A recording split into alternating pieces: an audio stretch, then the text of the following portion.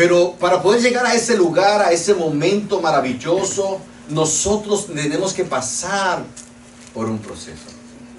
Ese proceso lo pasamos mientras estemos en este planeta, en este mundo. En el mundo tendréis aflicción, dijo el Señor. Es un mundo de aflicción, un mundo de problemas, un mundo en el cual nosotros vamos a estar constantemente necesitando la ayuda de Dios para ser purificados, para ser santificados. Porque ese día glorioso en el cual Él venga a recoger a su iglesia, tiene que haber una iglesia santa, una iglesia pura.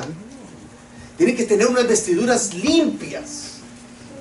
Pero mientras caminemos por esta tierra, se nos van a ir pegando cardos, espinas, se nos van a ir ensuciando nuestras vestiduras.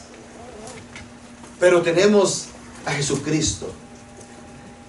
Jesucristo que cuando llegamos a Él dice que Él nos limpia de toda impureza. Que cada vez que nos postramos delante de su presencia, Él hace algo en nosotros, nos purifica, nos santifica. Entonces no importa cuántas veces nosotros caigamos, Él nos va a levantar. Él nos va a perdonar. Y es un proceso que llevamos cada día de nuestra vida. Alguien que diga, yo no lo llevé esta semana, no lo he necesitado. Mientras estemos por este mundo, Salomón, necesitamos ese perdón diario de Dios. El que diga que no lo necesita, está mal. Porque lo necesitamos siempre. ¿Por qué? Porque sin santidad, lo decimos automático, ¿vio? Yo digo nada más, le toco un poquito y le doy cuerda y ustedes dicen el resto. Lo decimos rápido. Pero eso no es solamente pensarlo y decirlo, sino vivirlo. ¿Y es fácil? No es fácil. ¿Verdad, Maya? No es fácil. No es fácil, pero no es imposible. Porque con Cristo todo es posible. Amén. Lo bueno es que el Señor va dejándonos a nosotros vivir una vida cada vez mejor. Usted no es el mismo que era ayer, hoy, ni ayer fue el mismo que fue hace un mes, ni hace un mes fue el mismo que fue hace 3 meses, ni hace 3 meses el mismo que fue hace un año. Porque Dios va haciendo en usted una renovación constante. Porque estamos en Cristo, nosotros somos nueva criatura. ¿Cuándo? Todos los días. Hoy le digo, Señor, perdóname porque pequé ayer. Señor, perdóname porque hice esto. Y cuando tú vienes al Señor para pedirle perdón por algo, cuando tú vienes y le pides perdón, no solamente al Señor, a una persona por algo que hizo, ¿lo vas a volver a hacer? No. Estás reconociendo que te equivocaste y que necesitas su perdón. Yo te fallé. Hermano, hermana, padre, hijo, te fallé, pero yo te prometo que no lo vuelvo a hacer. Es un corazón arrepentido delante del Señor. Yo, Señor, mi Dios, vengo delante de ti, te pido perdón y te prometo que no lo vuelvo a hacer. O sea que ahora soy mejor de lo que fui ayer. ¿Por qué? Porque ya no voy a volver a caer en eso mismo. Le acabo de prometer al Señor de que yo no voy a volver a hacerlo. Soy mejor cada día. O sea que cada vez que yo me tropiezo, que cada vez que yo caigo y me reconcilio con el Señor y le pido perdón al Señor, ¿qué hago? Subo un escalón, un peldaño más. O sea, me acerco más a la gracia de Dios, a la santidad de Dios. ¿Usted entiende eso? Amén. Amén. Yo creo que usted me acompañe a Jeremías capítulo 18. El título de ese sermón se llama En sus manos. En las manos de Cristo. En las manos del alfarero. En sus manos. 18, capítulo 10, Jeremías 18, capítulo 18, versículos del 1 al 6.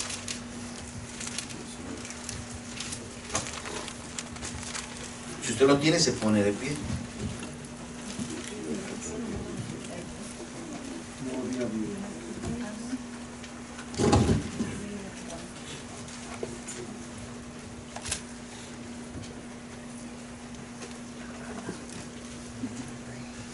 ¿Lo tenemos todos? Amén. Amén.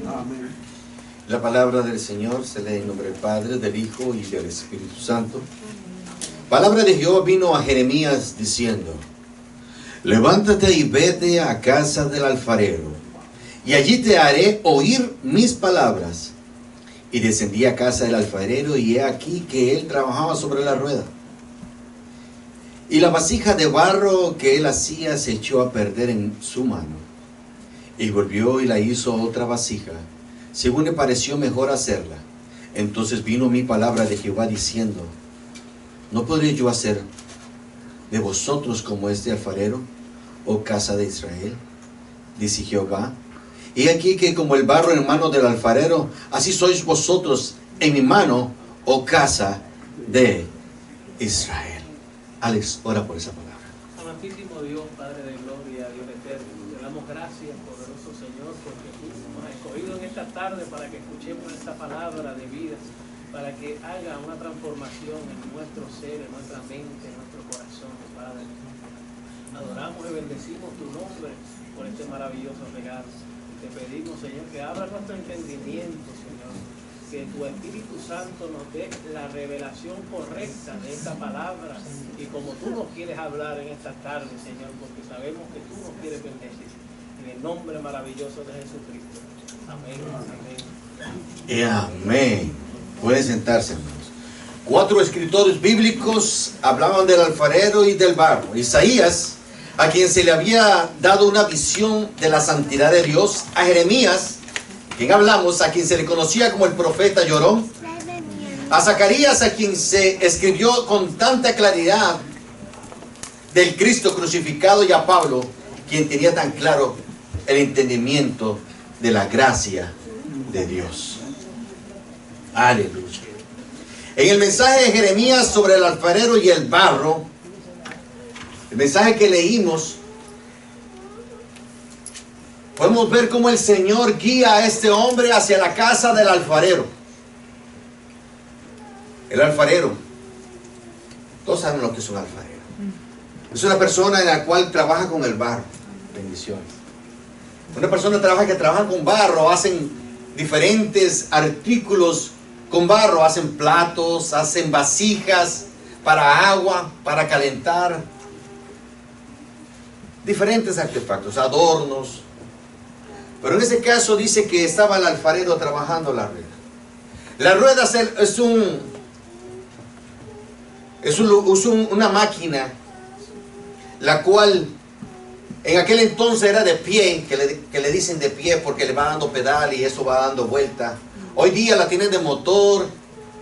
La sala eléctrica simplemente levanta un switch y la máquina comienza a dar vueltas a la velocidad que usted le va poniendo. Pero aquel entonces era de pie. Y dice que estaba el alfarero trabajando ahí. Estaba el alfarero trabajando en la máquina. Eso fue lo que este hombre lo primero que vio. Quizás nunca había estado Jeremías en la casa de un alfarero. El Señor le dijo: mira, Jeremías, necesito dar tu mensaje. Ve a la casa del alfarero y observa. Muchas veces nosotros, el Señor nos permite ir y observarlo todo. Yo recuerdo que nuestro pastor siempre nos decía que estuviéramos siempre atentos a las circunstancias, porque usted no sabía de dónde iba a venir su siguiente mensaje. Que Dios le iba a mostrar en diferentes lugares, diferentes circunstancias, algo que le podía servir, algún ejemplo o alguna anécdota que le podía servir para su sermón. Este hombre estaba ahí, el Señor lo mandó, imagino que entró por esa puerta y comenzó a ver para todas partes y comenzó a ver qué es lo que había ahí. Amén. Amén. Y comenzó a ver qué es lo que sucedía en este lugar. Vio a aquel hombre trabajando, formando una vasija, el alfarero. Y de repente el Señor le da un mensaje para su tiempo y para el nuestro. Un mensaje poderoso que todavía el día de hoy sigue haciendo efecto en nuestras vidas. Amén. Amén. Aleluya. Hoy hay tanto tráfico, ya me tienen nervioso. Bendito sea el nombre del Señor. Este hombre trabajaba con barro. Este hombre veía barro. Dice que había acumulado barro hacia un lado. Usted sabe que el barro lleva un proceso. Usted no llega y agarra cualquier barro y lo pone en la rueda y comienza a formarlo. El barro es un barro especial. En Sudamérica o en Europa o aquí en América Central o Norteamérica se usa diferentes tipos, diferentes formas de sacarlo. El barro. Ese barro que realmente usted necesita está a 1 metro de profundidad. El barro que se encuentra por la superficie es un barro un poquito más áspero. En los primeros 40 centímetros, después empieza un barro un poquito más oscuro, un color diferente. Ese barro es un poco más poroso. Pero el barro que es más importante es el barro que está al fondo. Es un barro especial. Allá en mi tierra le dicen barro de olla. ¿Será porque lo usan para hacer ollas?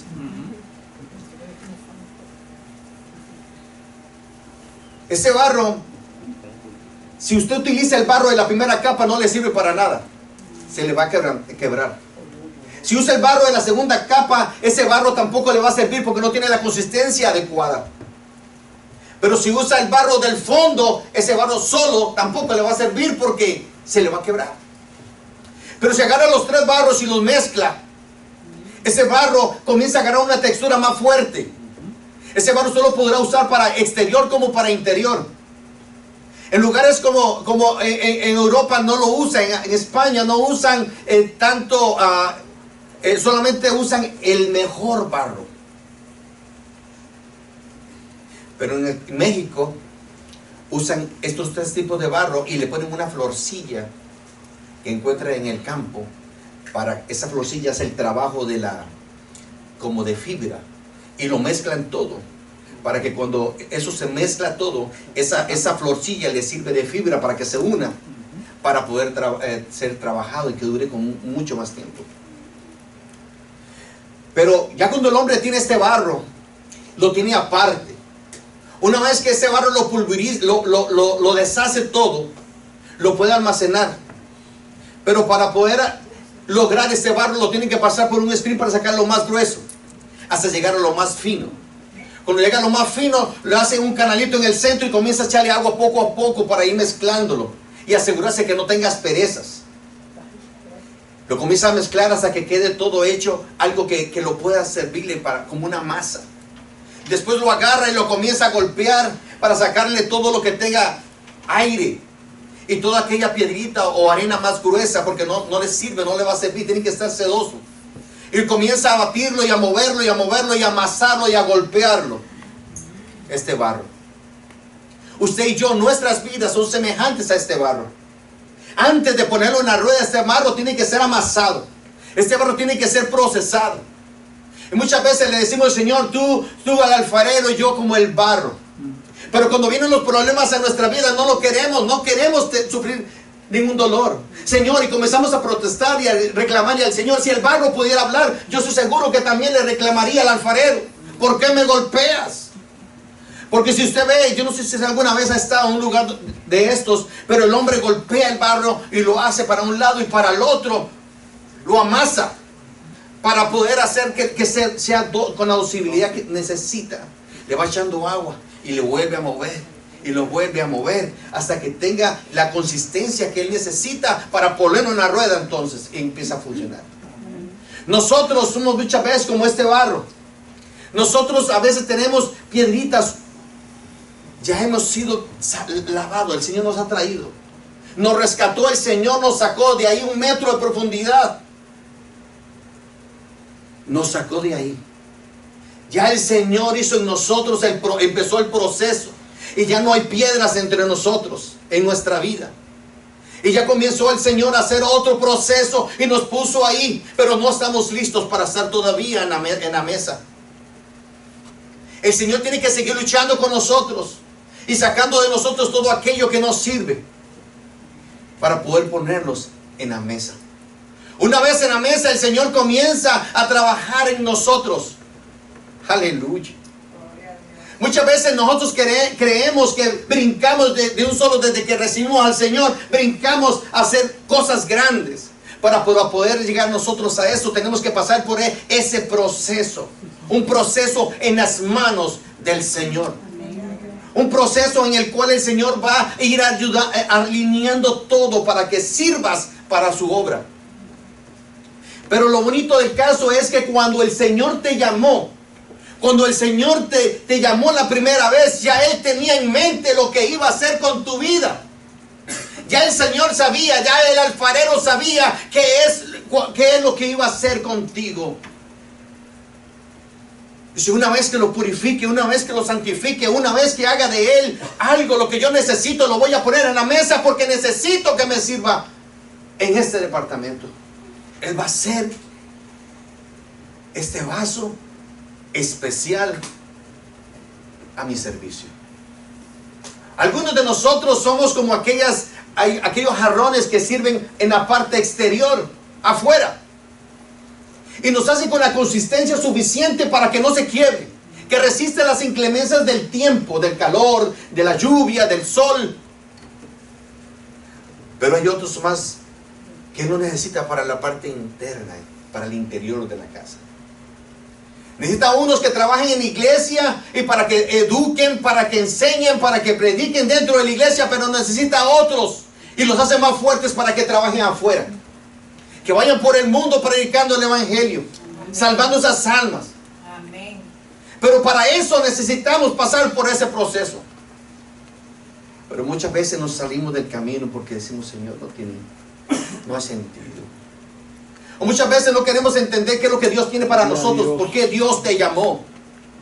Si Dios te llamó es porque Dios quiere algo grande para ti. Si Dios te rescató, si Dios sacó esa arcilla de lo más profundo, es porque tenía algo para ti. Señor. Pero tenemos que pasar por el fuego para poder ser de la utilidad que tenemos que tener. En los tiempos modernos los hornos son eléctricos o de gas. Aprieta un botón y lo mete y sale. Pero no dan la misma consistencia, no queda igual. En aquellos tiempos, en América Central o en América o México, cada quien tenía un hornito ahí. En Europa se acostumbraba que habían hornos comunales donde todos llegaban a calentar, echaban leña y metían ahí sus vasijas. Y cualquier persona que sepa un poquito de esto se dará cuenta que no es lo mismo meterlo en un horno regular que meterlo en un horno de fuego. Al igual que muchos de nosotros, por lo menos los que pasaron de 20 años, saben que una sopa no sabe lo mismo. Un asopado no sabe igual si lo cocinas en la cocina eléctrica o de gas que si lo pones en leña ahí afuera, con leños ahí a que se cocine poco a poco. Se va a demorar más, se va a ahumar la olla, sí, pero el caldo es un caldo exquisito. Ajá. Pero todos necesitamos ser pasados por ese fuego. Es un fuego especial, el fuego lento del Señor, en el cual el Señor va haciendo de nosotros lo que Él necesita hacer. De hecho, cuando lo metes en un horno de fuego, una vasija, agarra un color diferente. Es un color como entre amarillento y rojizo. Mientras si lo metes en un horno regular, es un color un poco más oscuro. Un horno de eléctrico, de gas. Es diferente. Pues Dios quiere darnos a nosotros el color que necesita. Dios quiere hacer de nosotros algo diferente. Muchas veces no vemos qué es lo que Dios tiene para nosotros. Muchas veces no logramos deslumbrar qué es lo que hay para mí. Señor, tengo 20 años predicando el evangelio y no veo frutos. Señor, tengo 20 años predicándole a mi familia y no pasa nada. Señor, tengo 20 años y yo no veo frutos. Y yo creo que alguien se equivocó en el camino, algo pasó. Pero si tú te das cuenta, en 20 años el Señor te ha guiado a hacer lo que Él quiere que tú hagas. Porque nuestro Dios es un Dios vivo. Amén. Y nuestro Dios no va a apilar un montón de vasijas simplemente por tenerlas. Cuando el Señor va haciendo una vasija de ti, es una vasija que va a serle de utilidad, que va a trabajar para algo. De que la gente va a aprovechar o hay gente que ni siquiera se fija en el envase. A mí lo que me interesa es el contenido, el envase no me importa mucho. Y nunca le agradezco, ¿alguna vez usted le ha agradecido un vaso gracias vaso porque no te quebraste? Lo te he tenido durante 10 años y nunca te has... Qué fiel has sido. Nunca nadie le ha dicho gracias a un vaso. Nadie se fija. Entonces no esperes que nadie te dé gracias a ti porque eres un buen vaso. El contenido es lo importante. Amén. Y hablando de Jeremías, estamos hablando de Jeremías. ¿Cómo le decían a Jeremías? El profeta lloró. ¿Cuántos han leído Jeremías? Amén. Amén. Por lo menos yo sé que aquí Francisco leyó Jeremías. Y lloró, dice. Es que el que no llore es porque está seco. Si usted se da cuenta, si usted lee lo que le pasó a Jeremías, usted en verdad que se va a sentir mal. Sí, Señor. Ese hombre desde muy joven fue llamado a hacer la obra del Señor, lo que el Señor quería que hiciera. Lo mismo que le está diciendo el Señor, lo sí que hiciese. Si no me equivoco, 17 años tenía. No sé si me equivoco. ¿Y duró cuántos años? Toda la vida, 30 años ahí, el hombre predicando. ¿Y cuántas veces vio resultados de lo que el Señor le decía que hiciera? Nada. Otros profetas vieron cómo algo sucedía, algo positivo sucedía y se alegraban y decían, bueno, y los tenían, obvia, venga, lo invito a tomarse un cafecito porque la verdad que nos salvó. A Jeremías todos lo reprochaban. Todos se burlaban de él, dice la palabra. A Jeremías nadie le hacía caso. Ya tenía miedo, Señor, no me hables otra vez. Este hombre dormía con los oídos tapados. Dice, el Señor no me hable porque cada vez que me habla me va mal. Me llueve.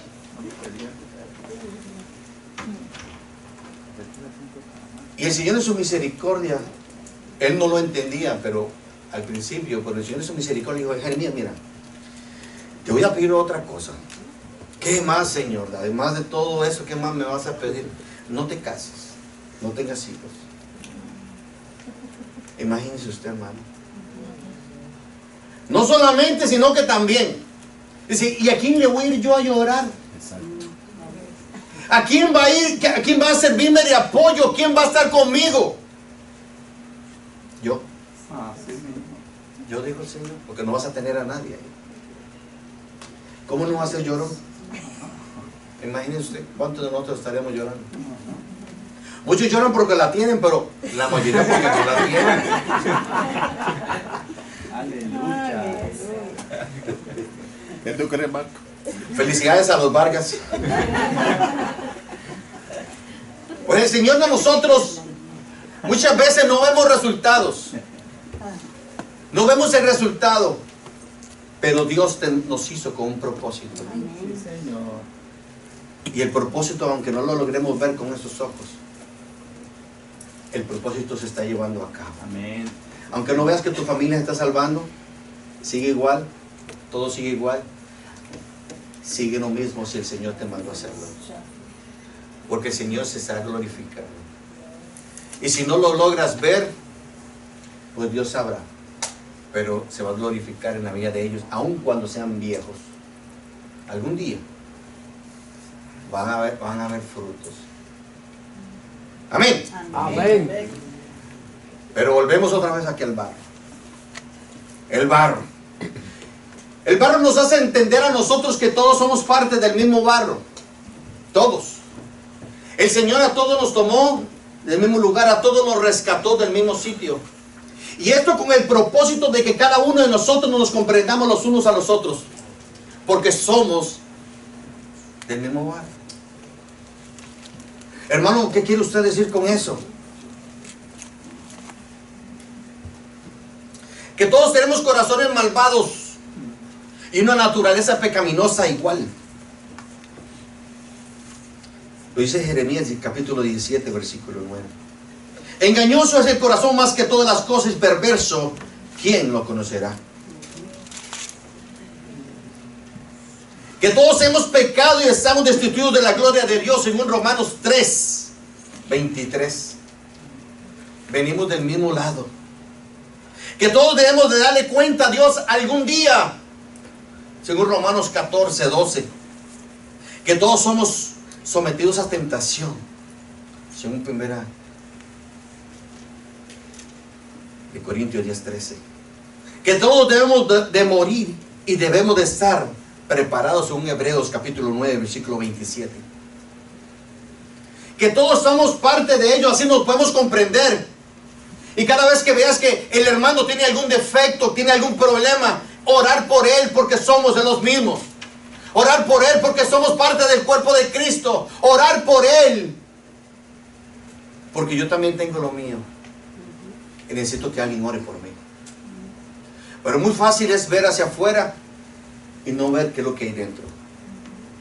Dice la palabra que es más fácil, que muchos vemos la paja que hay en el ojo del hermano, pero no vemos la viga que hay en nuestro. Nos creemos muchas veces perfectos y somos rápidos para señalar y rápidos para decir los defectos de todo el mundo. No nos damos cuenta que nosotros mismos somos defectuosos, que necesitamos estar en la rueda, que quizás solamente en las manos del alfarero podemos ser salvos, que solamente en sus manos nosotros podemos ver la diferencia.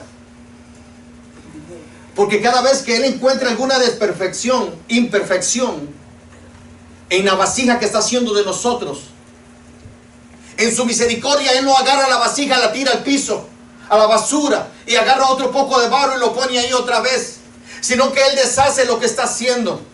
Y cuando nos vuelve a hacer, cada vez que nos vuelve a hacer, hace de nosotros algo perfecto, algo hermoso, algo que Él sabe que va a ser de utilidad. Y al igual que lo hizo con el hermano, lo está haciendo conmigo. Y al igual que lo está haciendo conmigo, lo va a hacer con otro. Porque mi Dios es un Dios de misericordia. Él necesita hacerlo, no. Él se mueve en misericordia para hacerlo por ti, por mí. ¿Por qué? Porque Él quiere que seas parte del grupo, el cual Él va a venir a buscar, esa iglesia santa, que Él vendrá a buscar un día. Él no quiere que te quedes. Y bien decía el hermano, nosotros aquí no predicamos gran tribulación. Nosotros predicamos el día del rapto del Señor, el día en el cual el Señor viene a recoger a su iglesia. Amén. Amén. Pero para poder llegar ahí tenemos que pasar por el fuego, tenemos que pasar por las manos del alfarero. Aleluya. Muchas veces nosotros nos olvidamos de que estamos en sus manos, de que al hombre no lo podemos esconder, de que del hombre podemos escondernos, pero que de él jamás nos podremos esconder. De muchas veces nosotros nos dejamos guiar por las apariencias y recogemos a la gente y aceptamos a la gente por cómo se ven, por de dónde son, por cómo hablan.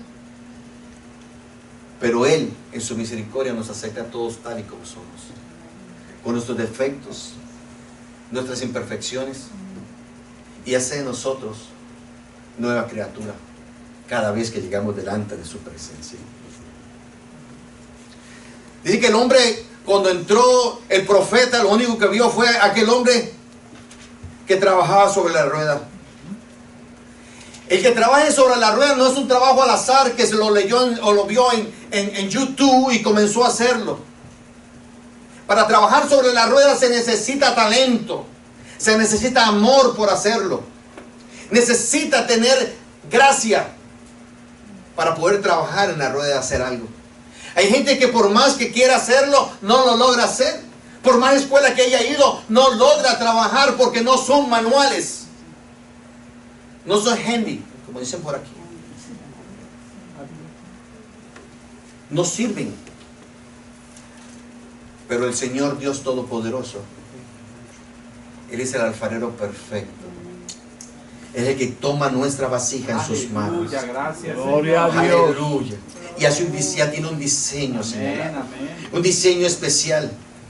Porque el toque de sus manos es un toque santo. El toque de sus manos en cada uno de nosotros es el que nos santifica, el que nos purifica, rectifica todo en nosotros. Hay gente que dice, es que yo no puedo, yo ya no sirvo para nada. Pero ¿sabe qué? En las manos del alfarero santo, todos servimos para algo. El Señor para todos tiene algo. Para todos tiene una misión, para todos tiene un proyecto, para todos tiene algo en lo cual vamos a servir. Aleluya. Cada porción de barro que el alfarero toma es un trabajo especial, particular, diferente para cada uno.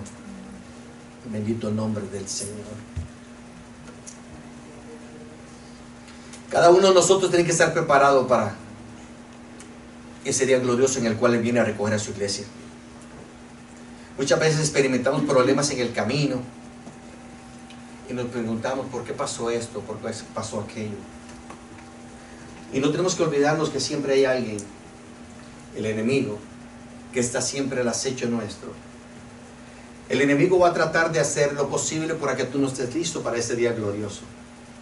Y ese día glorioso puede ser un día, en un mes, o puede ser dentro de 30 segundos.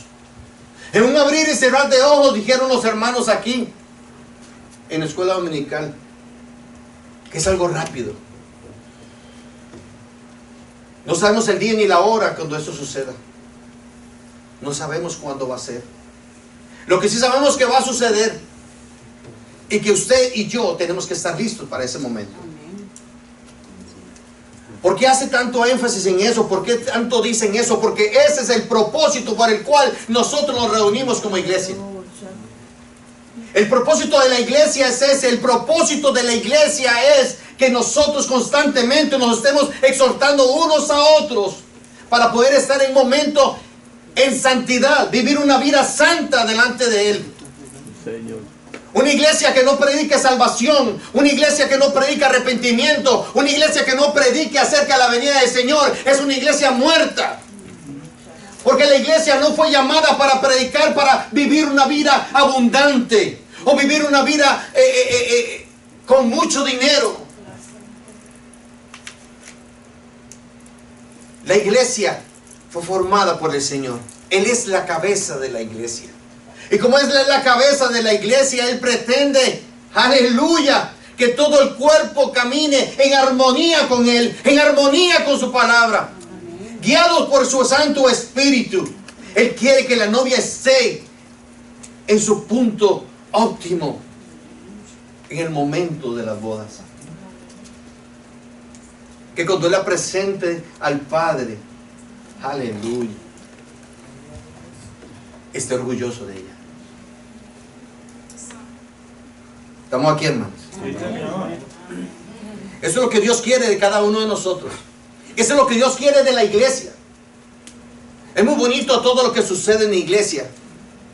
Es muy bonito los programas que se pueden hacer en la iglesia. Es muy bonito cantarle al Señor en la iglesia. Es muy bonito hacer cosas diferentes en la iglesia. Pero si no hay una vida santa en y fuera de la iglesia, si cada uno de los que componemos la iglesia no vivimos una vida santificada delante de Él, entonces todo es en vano. Nada sirve. El propósito de la iglesia es exhortarnos para que vivamos una vida íntegra delante del Señor, de aquel que es el que escudriña los corazones de los hombres. Es de vivir una vida santa.